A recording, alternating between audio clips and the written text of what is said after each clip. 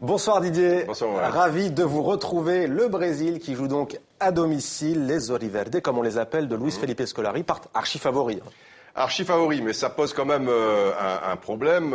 Felipe Scolari, qui était le sélectionneur de la dernière victoire, on voit ici cette équipe en 2002. Ce n'est pas un grand tacticien, mais un grand meneur d'hommes. Et ça, c'est très important parce que jouer à domicile, qui plus est, dans le pays du football, le moustachu entraîneur aura fort à faire. Surtout que là-bas, on est encore traumatisé, ça date pas d'hier, c'était 1950, au Brésil, avec la victoire de l'Uruguay. Donc c'est terrible. La poule est plutôt, on va dire, à leur avantage, bien sûr. Mais dès les huitièmes de finale, il pourrait y avoir une rencontre soit contre l'Espagne, soit contre les Pays-Bas. Ouais. Alors là-bas, on est favoris, mais on tremble.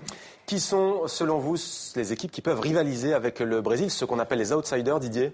Alors, les autres favoris, on va dire l'Espagne, bien sûr, même si c'est une équipe quand même un peu vieillissante, à l'image de son cerveau, Xavi, le milieu de terrain. En attaque, bon, on voit ici Villa, Torres, mais c'est plus trop ça. Remarquez, c'est une équipe qui peut jouer sans attaquant. Évidemment, l'Argentine de Messi, parce que Messi, mais aussi parce que chaque fois que la Coupe du Monde s'est disputée du côté ouest, que ce soit en Amérique du Nord, États-Unis, et 2 fois au Mexique, mais que ce soit également Chili, Brésil et Argentine, c'est une équipe sud-américaine qui l'a emporté. C'est un avantage considérable.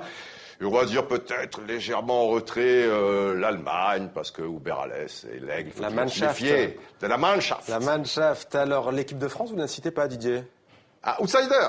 Ça nous arrange, outsider. Quand on a été champion du monde en 98 et finaliste en 2006, nous étions outsider. Une fois, elle a été favori en 2002, mais on parle pas, un désastre. Paul Pogba était un enfant alors. Là, c'est la jeunesse. Voilà, on est la petite bébête qui monte, et un groupe largement à notre portée. Après, on prend confiance et outsider, c'est bien. Pour vivre heureux, vivons cachés. Un visage maintenant, celui d'Eden Hazard. Didier, pourquoi Eden Hazard ? Parce que pour vous, il y a une équipe qu'il faudra suivre tout particulièrement. Dans les pays francophones, je pense que la Belgique, justement, avec bon nombre de joueurs assez jeunes qui évoluent dans les grands championnats, des grandes équipes, comme Hazard à Chelsea, en défense, Compagnie, champion avec Manchester City, Fellaini avec Manchester United, etc. Ils ont prouvé lors des éliminatoires, vraiment, qu'ils pouvaient créer sans doute une forme de surprise. On attend aussi beaucoup de l'Algérie, tiens, quand on est dans les pays francophones, surtout que désormais, ils ont un véritable avant-centre. Et puis, bon, la Côte d'Ivoire, quand même, la Côte d'Ivoire, le tout est de savoir si le vieil éléphant Didier Drogba aura encore des forces, hein. Il est plus tout jeune, mais enfin, un éléphant, ça vit vieux, quand même, avant d'aller dans le cimetière discrètement. Et surtout que pour une fois, eh bien, cette formidable génération, elle a un groupe à sa portée. Lors des 2 dernières Coupes du Monde, ils sont tombés dans le groupe dit de la mort. Là, je dis pas que c'est le groupe de la vie, méfiance quand même. Le Japon, ça va très vite. La Colombie, un peu sur ses terres, quelque part. Mais ça se présente plutôt bien. Didier Roustan, merci à vous pour ce premier éclairage. Tiens, Didier, est-ce que vous connaissez Foot Pouf ?